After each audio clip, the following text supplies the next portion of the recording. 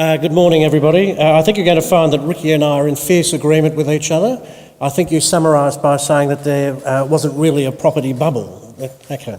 Well, I'm going to end up reassuring you that there isn't. So I can either walk away now or I can explain over the next 20 minutes why that's the case. Look, I've got two videos that I want to show you. They're both only about 60 seconds. I only want to show the first one. The second one's we'll save on. Can we just play the first one as an introduction? Australia in 2050. The number of people living in Australia is expected to jump 60% from 23.8 million today to nearly 38 million by 2050. Sydney and Melbourne's populations are projected to explode by 80% to reach almost 7.7 million residents each. This means that we will have to find the room and resources to accommodate 14 million extra residents by the middle of this century. We need 20 million square metres more office space. That's equivalent to 220 more buildings the size of Chifley Tower. We need 7 million square metres of retail space, which is proportionate to more than 54 Chadstone shopping centres. We need to build another 6 million additional homes in our cities. Our retirement facilities will need to hold 610,000 more residents than they hold now in 2015, which is an increase of 232%. And childcare facilities will need to increase their equivalent to capacity by 66%. What is your opportunity right now, and how will that affect what you're doing in 2050? Charter can show you the true value of your property portfolio and set clear strategies for growing your wealth. We can give you the insight you need to inform your property development and investment strategy, and the market intelligence you need to maximise returns. Our forensic approach identifies the real value of your property assets, and we can manage the construction process from start to finish. We're Australia's largest independent property advisory firm, with offices in Melbourne and Sydney. The world is changing all the time, and only with a real understanding of how an event affects the other can you take advantage of the opportunities that exist. Engaging the expertise at Charter will empower you to react to the changing world and how to take advantage of it. Charter Keck Kramer, leaders in property intelligence. Thank you very much. Look, that was just as an introduction to give you some idea of the numbers that Ricky was talking about earlier. Now, this presentation is just for me to speak to through Robert. You can circulate this to your guests, Robert, that's no problem. Look, in the limited time this morning, I thought I'd just probably touch on a few points that I think would be of interest to you as people living in Australia, particularly Melbourne, and from an investment perspective, to dispel a few myths and to put a few things in perspective for you. Firstly, after my years of experience, I now see the real estate world really is split into two sections. Firstly, everything that's residential in nature, that's got an R in front of it, whether that's housing, apartments, townhouses, subdivision, whether it's building, investing, really any of the hybrids, retirement accommodation, student accommodation, high-rise apartments, low-rise apartments, all that sort of thing. Anything that's residential in nature. And the prospects for that in this country, I think, are excellent. Over the next decade or so. Obviously, beyond the decade, there's a tremendous opportunity if you believe that population growth and demographic change are going to drive everything. That's a 30 or 40-year outlook, though. What I want to do this morning is just talk about the next 10 years in particular. But population growth and demographic change are very, very important. They're the fundamental drivers of our residential markets. Population growth determines the numbers of everything that we need, and demographic change determines what they'll be and how affordable they'll be and where they'll be, and whether they're high-rise or low-rise, whether they're houses, whether they're apartments, whether they're townhouses or whatever. And the fundamentals for that are really excellent, and I'll go into more detail about that shortly. On the other hand, the other half of the world's real estate is commercial in nature. And by commercial, I mean anything that really is driven by rental and a capitalisation rate for its rental income return and its capital performance. And that includes, of course, everything that's basically retail in nature, industrial, commercial offices, anything that's really not residential. And I've got to say that for the next 10 years, whilst I'm very bullish about the residential markets, I'm relatively bearish or cool or cautious about the commercial markets. Looking beyond the 10-year scenario, certainly things will be reasonably good, but the Australian economy has a fair bit to get through over the next 10 years. In fact, your chairman, Ricky, Ken Henry, made a very sobering speech to CEDA last week and pointed out that with the lack of political leadership and the lack of change in structural tax reform, corporate tax rate, all the other things that we need in this country, our economy is in a fairly dire strait. And I think that most of you in this room, if you do read the papers and you have regard to what the wise and experienced people say about this economy, you probably do realise that the intellectual people that really understand the plight of this country have very grave concerns about many aspects of our economy over the medium term, basically whilst we go through a prolonging process of aligning with the changes that are going on globally in terms of trade competitiveness, wage rates, GDP and so on. So I'm a little bit cautious about the commercial markets for the reason that the Australian economy has a lot to wear over the next 10 years. Commercial markets are also very subject to global influences, as distinct from the residential markets that take their drive and their opportunity from the fundamentals which are domestic in nature, population growth and demographic change. But on the other hand, these commercial markets, not only have they got a tough economy to travel through, they are very much more impacted by global influences. And the sort of global influences that can affect commercial property are, on the one hand, the gradual return to higher interest rates that we're now starting to see in America.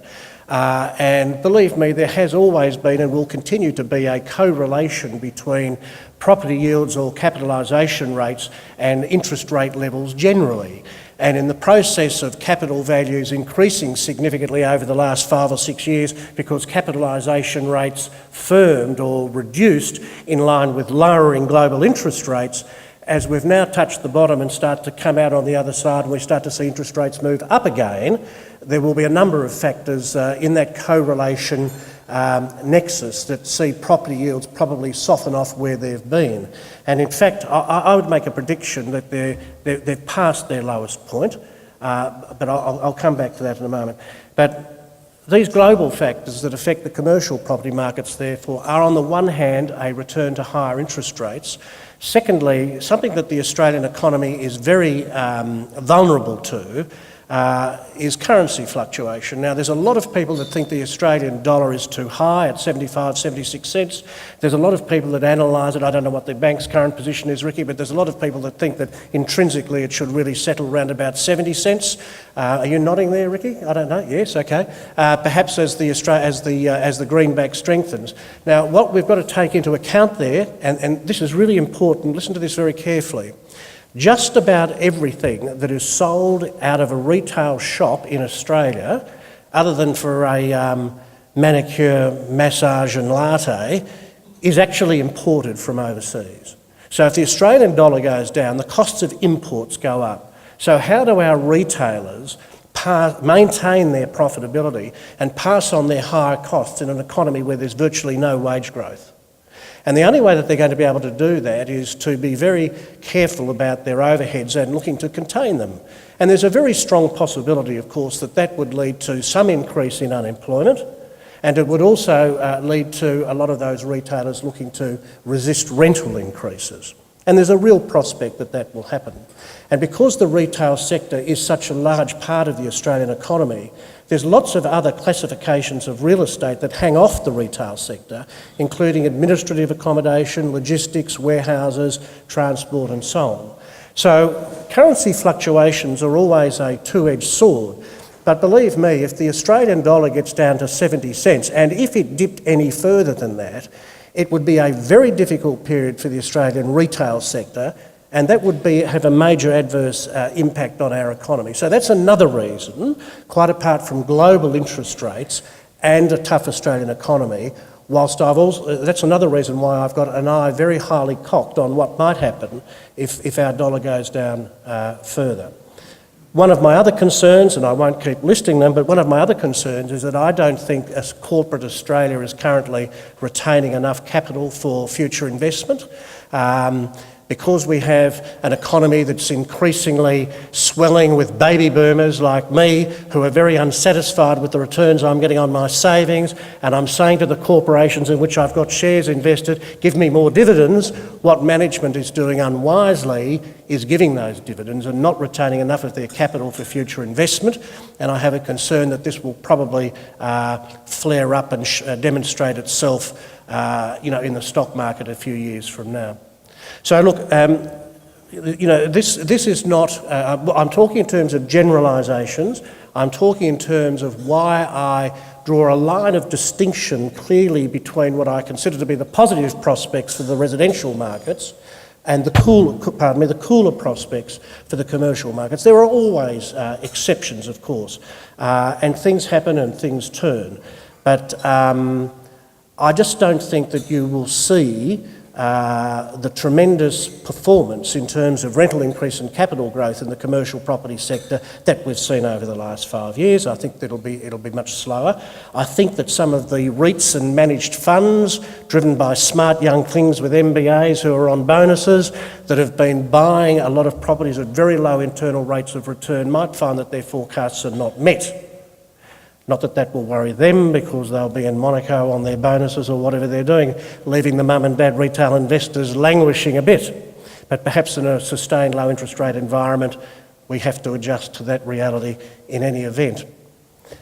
I would strongly suggest, though, if you're going to invest in commercial real estate, do it only if you have enough money of your own, and otherwise don't do it. Don't invest indirectly through a lot of the funds, because you don't really get the returns that are commensurate with the risk. And I don't think you actually have the standard of management that is really required. It's a very complex area. But look, if you want to know more about the commercial markets, and let me just leave you with one thought to show you how complex they can be. Normally, industrial real estate yields are higher than retail yields. It used to be, before they all got much more compacted, that if retail yields for a shop in a high street, a $3 million shop in a high street or something, was say 6%, that a factory would be 8.5 or 9. Industrial yields were always higher than retail yields. Why was that? Well, there's two very big differences between retail and industrial property. Your typical industrial property has a land value content of about 20%, and the other 80% of the value is in the buildings. In other words, industrial properties are very big on buildings, very light on land. With retail property, it's the other way around. Most retail properties, a shop in a high street or something, has an 80 or 90% land content and a 10 or 15% building content. They're completely reverse. And because obsolescence is a very big factor in industrial property, investors require their investment to be amortised more quickly than retail property, and that's why they want a higher yield. With retail property, there's virtually no physical or economic obsolescence, because most retail premises are just 4 walls and a roof designed to keep the water off the land, and they don't get obsolescent, and as tenants come and go, they refurbish them. So these two asset classes, just by way of an example, are very, very, very different. And if you look at this little property risk thing here, just a very simple wheel that we developed in our office, residential property is and always has been and always will be the lowest risk real estate investment category, and over time the most forgiving. Everybody has to have it, whether you're an owner or a tenant.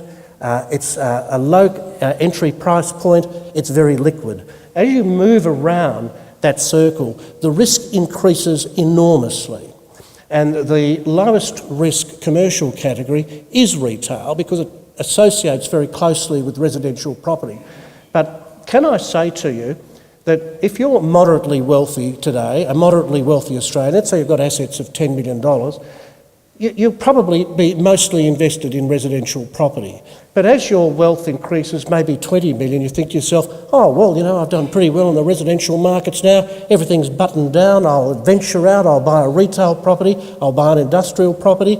Don't move out of residential until you're worth at least 50 million. Most wise people wouldn't dream of moving out into those markets, perhaps a shop or something, but don't get into industrial and commercial offices if you're only moderately wealthy, because it's much more complex.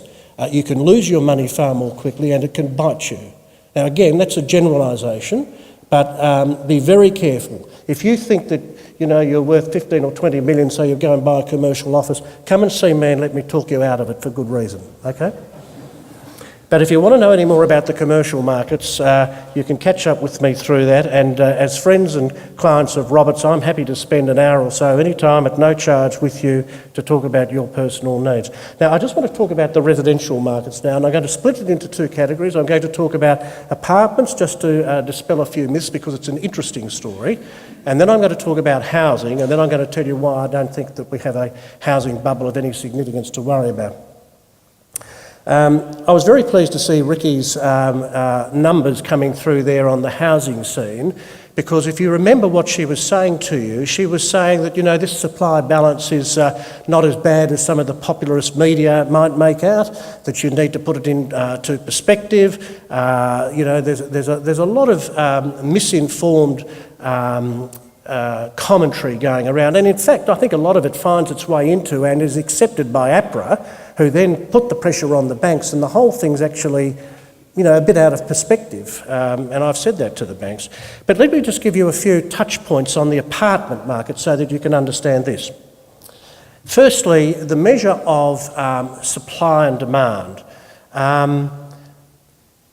Traditionally, the way this has been miscalculated is to look at planning approvals that confirm the numbers of apartments approved for construction and compare that against historical take-up. That's very misleading. The real measure is to look at construction commencements as distinct from planning approvals, because in Melbourne at the moment they're running at about 65%.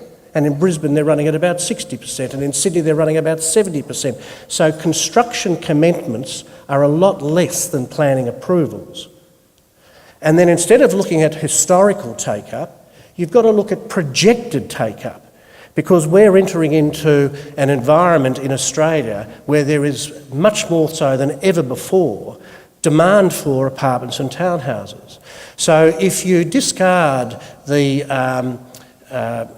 planning versus historical take-up comparison and replace it with the commencements and projected supply, you get a much, much finer feel, and it doesn't shout oversupply, oversupply, oversupply.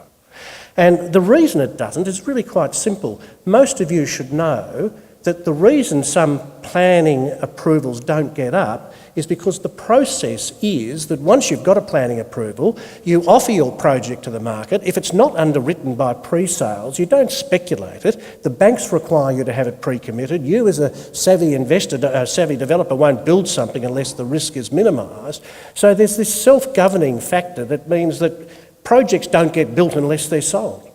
I mean, there is no oversupply in Melbourne, Sydney or Brisbane of completed apartments that are not sold. And there never will be, because they don't get built unless they are sold. I mean, it's a very simple fundamental that a lot of people underlook. And to put it into another perspective for you, cities like Melbourne and Sydney around the world, population 5-6 million, similar socioeconomics. Forget Asia, but I'm looking to a degree at Europe, and I'm looking particularly across Canada and the United States. Cities the size of Melbourne typically have as a percentage of their housing stock, somewhere between 25 and 40% of all dwellings in the form of apartments. 25 to 40%. And if you want an average figure that is actually a good guide, it's about 30. So typically cities around the world, like Melbourne, have 30% of their housing stock in the form of apartments. Melbourne is 5%. Melbourne is the lowest, most undersupplied, immature apartment market of any city in the world. And Sydney is 10%, similarly much, much lower.